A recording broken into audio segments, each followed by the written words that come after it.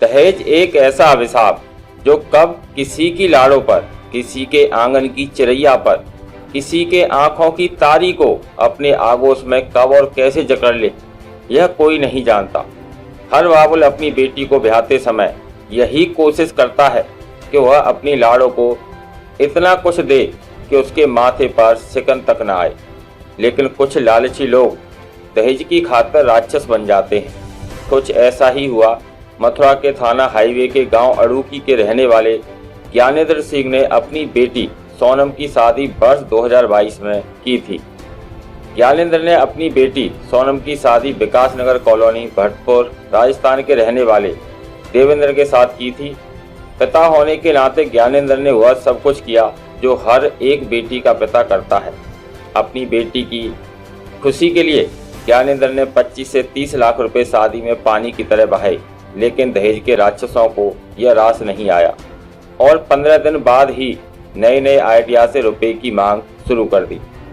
जब इच्छा पूरी नहीं हुई तो शुरू हो गया बाबुल की बेटी के उत्पीड़न का सिलसिला।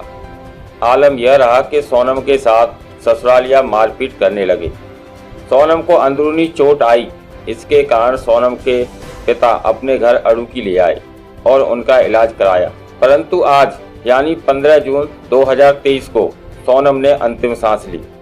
मौजूद लोगों ने जानकारी देते हुए बताया, मेरा नाम सुरेश धनगर है। मैं अड़ूकी से पूर्व पार्षद रहा हूँ। पिछले दिनों की घटना है, सितंबर 2022 की। ये हमारे यहाँ के ज्ञानेंद्र जी हैं, वैसे इनको पप्पू के नाम से जानते हैं। इनको यहाँ डीलर भी हैं। इनकी लड़की की शादी भरतपुर में हुई थी। मैं शादी में भी गया था, लगन सगाई में भी गया था। शादी इनकी भरतपुर रोड पे मैरिज होम में हुई थी। तो काफ़ी दिनों से शादी हो गई थी, काफ़ी दिनों से लग रहा था कि परेशान है लड़की। तो ये गए थे एक दिन, तो सितंबर में इनका मेरे पास फ़ोन आया था कि पार्षद जी ऐसे ऐसे बात है और हमको यहाँ बंधक बना लिया इन लोगों ने। मैंने किन लोगों ने कि ये हमारी लाली है, सोनू कहते थे शायद इनकी बेटी का नाम, कि वो वहाँ बंधक, हम उनके घर पे गए थे और लाली का फ़ोन आया था कि ऐसे ऐसी परेशानी है। तो हम घर पे गए थे तो इनका बेटा और ये इन दोनों को, जो पप्पू भैया, इनको दोनों को बंधक बना लिया वहाँ। तो इनका कैसे भी करके इन्होंने अंदर से फ़ोन किया। हम गए यहाँ से अपनी गाड़ी लेके, मैं खुद गया था, 2 लोग और गए थे मेरे साथ में। तो हमने वहाँ के लोकल पार्षद थे भरतपुर के, हमने उनको फ़ोन किया। उन्होंने वहाँ की जो लोकल पुलिस थी उनके द्वारा इनको वहाँ से निकलवाया। पूरब में भी बिल्कुल घर में बंद कर दिया था। काफ़ी हम गए थे रात को, तो वो बात करने के लिए तैयार नहीं थे। हाँ बिल्कुल मिले थे। रो रही थी वो, तो शरीर पे भी चोट के निशान थे। बता रही थी भैया है मेरे ये, तो चाचा ही कहती थी मुझसे कि चाचा ऐसे ऐसे मेरे साथ मारपीट भी करते हैं। बेटा तुमने बताया क्यों नहीं पहले? कि मैं इसी वजह से नहीं बताया कि घर बिगड़ जाएगा मेरा। इसी चक्कर में आज तक इन्होंने कोई FIR वगैरह भी नहीं की। पूर्व में भी कई बार इनको मारा पीटा बिटिया को। इनसे भी मैंने कई बार कहा, मैंने कि वहाँ लोगों को ले जाके बात करिए अब। तो उन्होंने बात भी की रिश्तेदारों को ले जाके, लेकिन उनके समझ में यानी बहुत ही क्रूर व्यक्ति हैं वो। और इनके साथ में धोखाधड़ी भी की है। इनको कोई सरकारी जॉब में बताया था लड़के को। उन्होंने शादी में अच्छा पैसा भी लगाया था। इनके मतलब कहते हैं ना कि अपने शरीर से ज़्यादा कोई कर दे पैसा, वो इन्होंने किया था। MH गाड़ी भी दी थी और पैसा नकद भी दिया था। तो ओवरऑल बात यह है कि बहुत ही बेकार लोग हैं वो। अब तक मेरी जो संज्ञान में अब तक यहाँ तक कोई आया नहीं है उनमें से। अभी ये कैसी बेटी यहाँ पर कैसे आई? बेटी खत्म हो गई। ये लगातार बेटी बीमार चल रही थी, लगातार ये वहाँ जाते थे। भरतपुर और जयपुर में इलाज भी कराया इन्होंने, ऑपरेशन वगैरह हुआ था उसका। जयपुर ले गए थे तो इनसे कह गए कि हम पैसे लेके आ रहे हैं, और अभी तक लौट के नहीं आए। बहुत कारणों को लेकर किया जाता था। अब पता नहीं, वो कहते थे कि बिजनेस में थोड़ा घाटा जा रहा है, पैसे वैसे की मांग करते थे। अब आप समझते हैं कि लालची लोग होते हैं। बिल्कुल बिल्कुल। और मेरा तो ये बात है कि अब तक नहीं कोई आया। अब तो आना चाहिए था, ऐसे मौके पे तो कम से कम आना चाहिए था। यहाँ सामाजिक अगर लोग होते हुए तो यहाँ आना चाहिए था उनको। कोई बात थी भाई, चलो हो गया जो हो गया। अब ये लास्ट समय था बेटी का, इससे बड़ा इनके लिए तो कुछ नहीं। फिर भी बताओ, अब तक कोई नहीं आया। आपका नाम क्या है? मेरा नाम ज्ञानेंद्र सिंह, कहाँ के निवासी हैं? अड़ूकी। तो आज आपके यहाँ पर काफी संख्या में लोग मौजूद हैं, भीड़ लगी हुई है। बेटी की मृत्यु हो गई, शोरगुल मचा हुआ है। बेटी की मृत्यु हुई है इसलिए। तो आपकी ये बेटी शादीशुदा थी? शादीशुदा थी। तो कब किया आपने शादी? 6 फरवरी 2022 को। तो क्या दिक्कत हो गई कि बेटी की मृत्यु आपके यहाँ पर हुई, जबकि हमारे समाज कहता है कि बेटी एक बार शादी हो जाए तो उसकी अर्थी ससुराल से उठती है। उसको वहाँ नाजायज़ परेशान करते थे। किस तरीके से परेशान? दहेज ज़्यादा मांग रहे थे। मैंने 28 लाख रुपए शादी में लगाए, वो 50 लाख मांग रहे। 10 लाख रुपए मेरे प्रमोशन होने वाला है, मुझे 10 लाख रुपए नकद लेके आ, और उसने मना कर दिया तो उसको बहुत ज़्यादा टॉर्चर किया। परेशानी की कोई वजह बताई होगी? परेशानी की वजह बताई कि वो नाजायज़ टॉर्चर कर रहे थे दहेज को लेके। किस तरीके से टॉर्चर किया? क्या दहेज मांग रहे थे कि अभी मेरा प्रमोशन होने वाला है, उसमें 10 लाख रुपए देने हैं। शादी में भी आपने दहेज दिया था?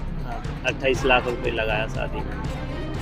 उसके बाद भी और दहेज मांगा गया? और मांग रहे थे, और मुझे ऐसा ही राजस्थान पुलिस में ऐसा ही बताया था, जबकि वो संविदा पे फर्जी एक पुलिस कंट्रोल रूम में नौकरी करता है। फिर क्या किया आपने? 8,000 रुपये दहेज दिया मैंने। होंडा अमेज गाड़ी दी, 5 लाख कैश दिया था। नहीं, और जो 10 लाख रुपए बाद में मांगा वो दिया मेरे आपने? पास थे ही नहीं, मैं कहाँ से दूँ? मैं परेशान हो गया, शादी में ही पूरा पैसा लग गया, मैं कहाँ से दूँ? इस बात को लेके लड़की को टॉर्चर करने लगे, उसको जहर खुरानी का भी शिकार हुई। फिर ज़्यादा उसकी हालत ख़राब हो गई तो उसको हम गाड़ी में डाल के घर ले आए। तो 10 महीना हमने यहाँ इलाज कराया, उसके बाद आज उसकी डेथ हो गई। लोगों की तरफ से कोई सूचना पूछी आपने? कोई सूचना नहीं, न कोई देखने आया 10 महीने के समय अभी में। आपने सूचना की है वहाँ पर? सबको मालूम है। तो सूचना कर दी है। अभी तो कोई अभी भी कोई नहीं आया? नहीं, कोई नहीं आया। आपने थाने में तहरीर दी है? तहरीर दे दी, तो थाने वालों में आपकी तहरीर दर्ज हो गई? आए थे, हल्का इंचार्ज आए थे। तो उसकी कॉपी मिली आपको? मिल जाएगी, कल मिल जाएगी। तो अब आप कोई और जानकारी देना चाहेंगे आपकी बेटी के संबंध में? बस मैं तो इतनी जानकारी देना चाहूँ कि इन नालायकों के खिलाफ कठोर कार्रवाई की जाए। कौन लोग हैं, उनका नाम क्या है? उनका नाम है, लड़का है देवेंद्र जिसके साथ शादी हुई, उसका भाई है नवीन। इसके संबंध हैं अवैध, नवीन की वाइफ से देवेंद्र के। ये अपनी भाभी से अवैध संबंधों को लेकर भी झगड़ा हुआ था बेटी का एक बार। और पिता है ब्रजलाल, और सास है प्रेमवती, और जेठानी है सीमा। तो ये दहेज के लिए कौन, वो देवेंद्र ही प्रताड़ित करते थे देवेंद्र। या सभी लोग करते देवेंद्र और उसके ससुर ब्रजलाल, कहाँ पर शादी की थी बेटी की? विकास नगर भरतपुर। थे? आपका नाम क्या है? मेरा नाम कमलेश है। आप जो मृतक हुई हैं आज, उनकी क्या लगती है, क्या रिश्ता है? मैं बुआ लगती हूँ। बुआ। तो आपको इस मैटर की कैसे जानकारी हुई? मैटर की जानकारी फोन पे पता चली थी मेरे को। जी। तो आपकी जैसे भतीजी हैं वो, तो उनके साथ कोई पहले से भी कोई घटना हुई किसी भी तरीके की? जी, क्या घटना हुई थी।